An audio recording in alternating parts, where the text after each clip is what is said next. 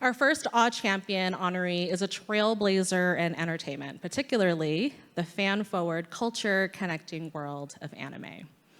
As Chief Operating Officer of Crunchyroll, Gita Rebbapragada has been a transformative leader at the world's most popular anime brand, which champions the art and culture of anime to a passionate community of fans around the world. Overseeing strategy, planning, business and content operations, marketing, and much, much more, her leadership has grown the strength and scale of the anime community by leading expansions and integrations into new markets around the world. Helped Crunchyroll cross the major milestone of reaching more than 10 million subscribers, and generated the global marketing for three of the top 5 films in US anime box office history. And there are so many more inspiring examples, all which bring more authentic content to the world, builds community across cultures, and truly makes an impact. Setting a perfect example of why we need more Asian women in the C-suite, she was also recently named one of the most powerful women of 2023 by Cablefax. And that's not all. Because she's a true champion, she devotes time to Crunchyroll's employee resource group, supporting the AAPI community and women. And we are so glad to have some of those ERG members here with us today to celebrate Gita.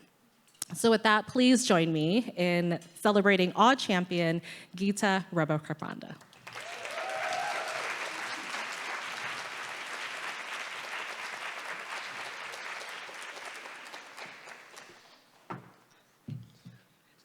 Thank you. Thank you so, so much. I'm incredibly honored and humbled, actually, to receive this award and to stand alongside Maya and Michelle, two very remarkable women in their own right. You know, I was actually talking to my daughter on the way to school today, and I was telling her how excited I was to be here. And I told her that I was giving some remarks, and I said, Zara, do you have any advice for me? And my 8-year-old daughter looked at me in total earnestness and said, Mommy, I am so proud of you, but please don't tell any jokes. So I am going to take her advice.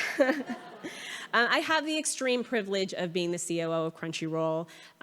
You did a great job letting people know what Crunchyroll is if you're not aware of it. And we've had a great couple years. We've had some TV shows and films and games that have risen to the top of their respective charts, not just in animation, but in general popular culture. And I only say that because I share this award with an incredibly brilliant and hardworking team, some of which are here today.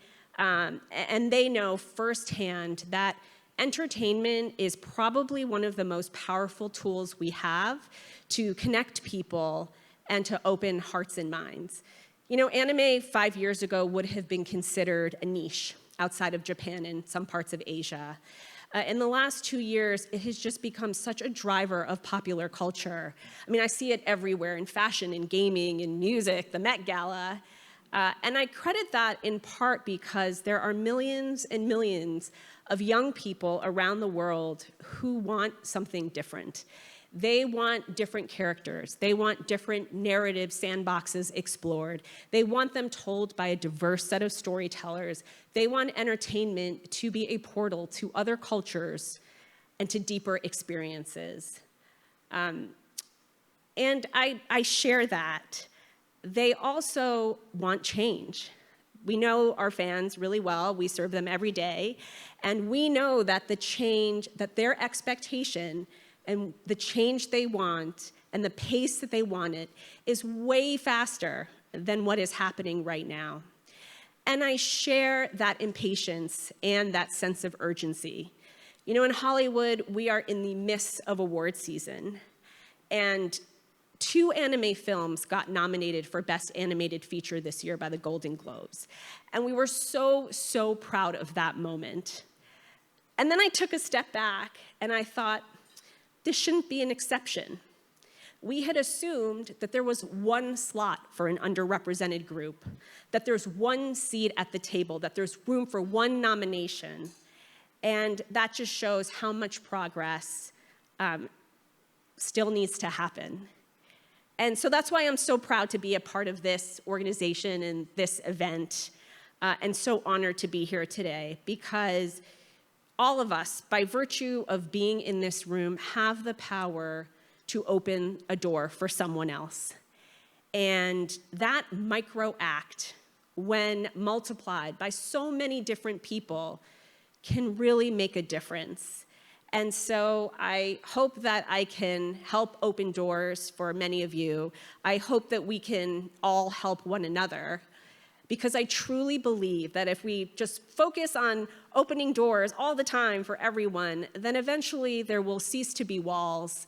Eventually there will cease to be ceilings, and especially ones made of glass. So thank you so, so much for this honor.